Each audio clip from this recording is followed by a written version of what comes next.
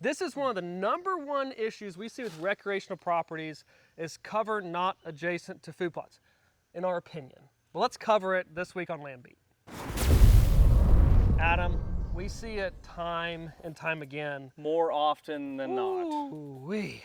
I don't even know. I would even go as far as to say that 90% of the farms that we work, Agreed. this problem is occurring. And it even has portions of my farm are having the same problem. Now I know it's there and I'm gonna fix it.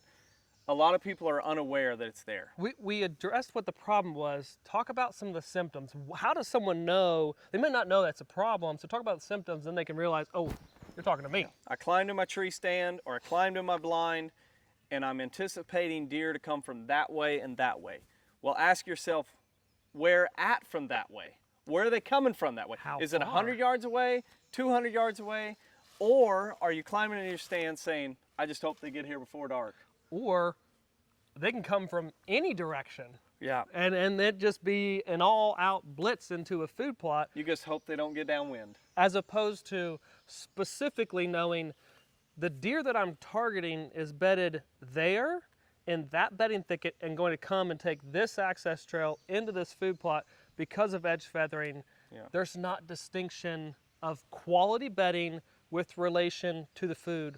Everyone puts the time and energy into a food plot, and today we're at the proving grounds, and that's a very common problem that we're seeing here and have then made recommendations. So a big transformation that's going to occur on this property for the new landowner is to go aggressive and put in bedding thickets, as we call them. So if you've ever planted a food plot and it was the best food plot you've ever grown, but you still didn't have success on it, it's probably because you didn't have bedding close by. So deer did not feel safe coming to that food plot during daylight, or even if they wanted to get there before daylight or before dark, they couldn't because they had to come a half mile away from the neighbor's property to get there. Correct. So that nocturnal buck may not be nocturnal, essentially. He's is just what you're saying. nocturnal on your farm because he's bedded on the neighbor's farm or the neighbor's farm. Correct. So all problems that we see all the time that can be easily fixed by creating dense pockets of bedding, or as we call bedding thickets, close to your food plots. And how close?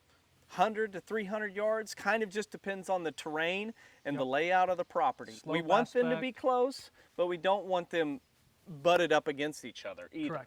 Correct. You need to be able to get in and out safely. So there got to be some separation, let's say. But how would someone go about creating a bedding thicket? I know we've got a lot of other videos here on Land Beat to break that down. You got to see the progression of some of these things. But a quick synopsis of, okay, you've got closed canopy timber. How do you go and create that bedding thicket once you've identified the right location? Try to cut in about half or a third of the trees with hinge cutting, 8 inches or smaller in diameter. Knock some of them down with hinge cutting. Knock another third down with flush cutting. And then the other third can either be flush cut and treated with herbicide or hack and squirt if they're small diameter trees. The rule of thumb is baseball stance, get down if you can't see 20 yards. Great, but then you have to be able to navigate and walk through. So if you start cutting and you can't walk through it, you need to step back and figure out, do I need to girdle and kill some of these trees because I have enough debris on the ground, and then leave the other part of the trees dead, just kill them standing, so you get that increase of sunlight, but you don't get that load of debris on the ground to clog up the bedding cut. You don't want the edges just to be good. You want deer in the interior, and these are half acre to maybe acre and a half-ish in size, depending again upon that location. But the biggest thing I see people do is just chop and drop everything, and then you clutter it up.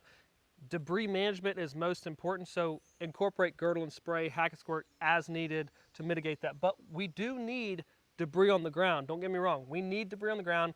Open canopy, 80 to 100% open canopy when you're done and finished with this bedding thicket.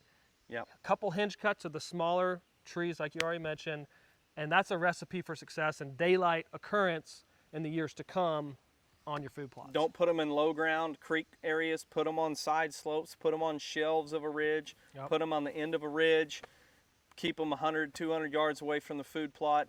Don't put them to where you're walking by the bedding cut leading up to the food plot. Ideally, you walk up to the food plot and the bedding cuts are corner pocket of the food plot and you didn't have to go by them. That's I mean, just real simple. You do that, and I promise everything will change for your food plot. That's how you get more daylight activity. That's how you punch more tags. That's how you get increased success from the beginning of season all the way to the end. Not your typical, I hunted my food plot early, now they don't get there because I've overpressured it. Right, absolutely.